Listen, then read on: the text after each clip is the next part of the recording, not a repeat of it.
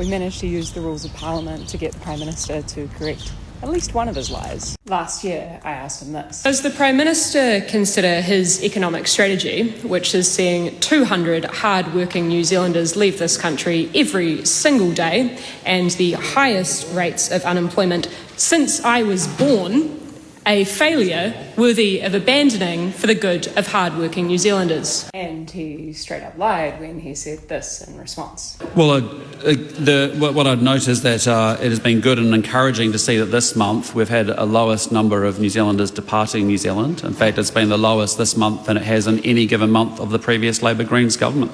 So we went through the inane parliamentary process that we often do and lodged a letter with the Prime Minister and the Speaker of the House and asked him to correct the record with actual facts.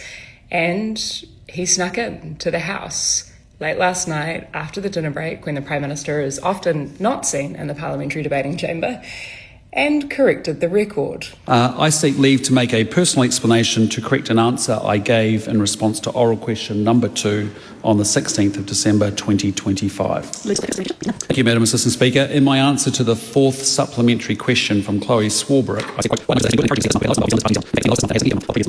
what I should have said is it has been encouraging to see that this month we've had the lowest number of New Zealanders departing New Zealand since November 2022, or the whole period of Chris Hipkins' time as Prime Minister. Quote.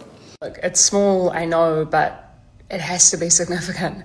Truth has to mean something, especially in politics. Now, a number of people may be thinking or asking, how does the government get away with all the lies that it tells with regard to climate change and the economy and inequality and homelessness and all of the other things that it's actively making worse?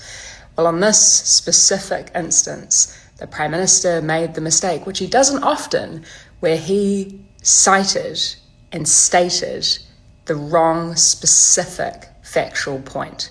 When the government instead decides to weave a story of lies without pointing to specific details, unfortunately, the rules of this place mean that they get away with those lies.